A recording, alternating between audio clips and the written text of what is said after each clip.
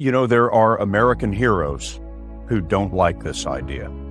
Neil Armstrong, Gene Cernan have both testified against commercial spaceflight in the way that you're developing it, and I wonder what you think of that. I was very sad to see that because those guys are, those guys are heroes of mine, so it's really tough. I wish they would come and visit and see the hardware that we're doing here. And I think that would change their mind.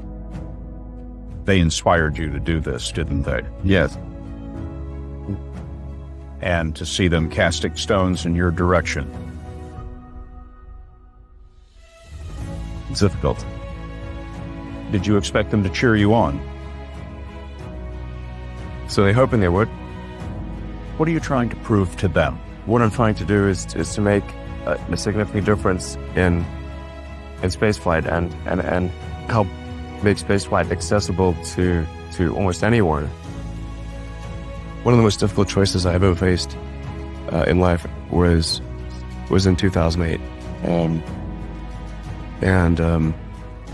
I think I had maybe $30 million left, or $30 or $40 million left in 2008. I had two choices.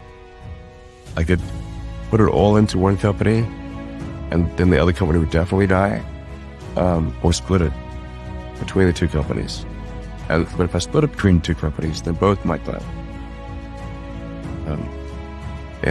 When you put your blood, sweat, and tears into creating something, or building something, it's like a child. And so it's like, which one am I going to let one starve to death? I can bring myself to do it, so I split the money between the two. Fortunately, thank goodness, they both came through. What was your biggest failure, and how did it change you? Well, there's a ton of failures along the way, that's for sure. As I said, for SpaceX, first 3 launches failed. And we're just barely able to scrape together enough parts and money to do the 4th launch. If that 4th launch had failed, we would have been dead. So multiple failures along the way. I tried very hard to get the right expertise in for SpaceX.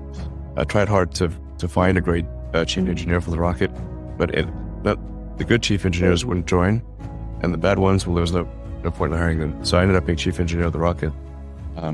So if I could have found somebody better, then we would have maybe had at least 3 failures. That 3rd failure in a row, did you think, I need to pack this in? Never. Why not? I don't ever give up. So many people try to talk me out of starting a rocket company. It was crazy. One good friend of mine collected a whole series of videos of rockets blowing up and made me watch those. He just didn't want me to lose all my money. We're doing these things that seem unlikely to succeed, and we've been fortunate, and at least thus far they have succeeded. Now is the time to take risk. You don't have kids. As you get older, your obligations increase. And once you have a family, you start taking risk not just for yourself, but for your family as well. It gets much harder to do things that might not work out. So now is the time to do that before you have those obligations. So I would encourage you to take risks now. Do something bold. You won't regret it. How did you figure you were going to start a car company and be successful at it?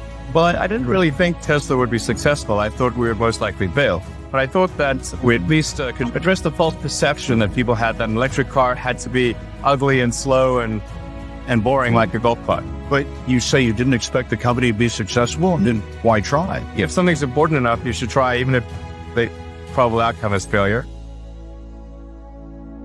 Or how do you think about making a decision when everyone tells you this is a crazy idea? Or where do you get the internal strength to do that? Well, first of all, I'd say I actually think I feel fear quite strongly. So it's not as though I just have the absence of fear. I feel it quite strongly. But there are just times when something is important enough, you believe in it enough that you do it in spite of fear.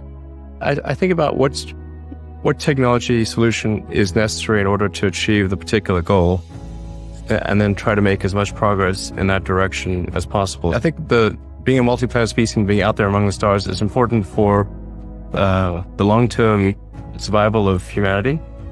And that's one reason.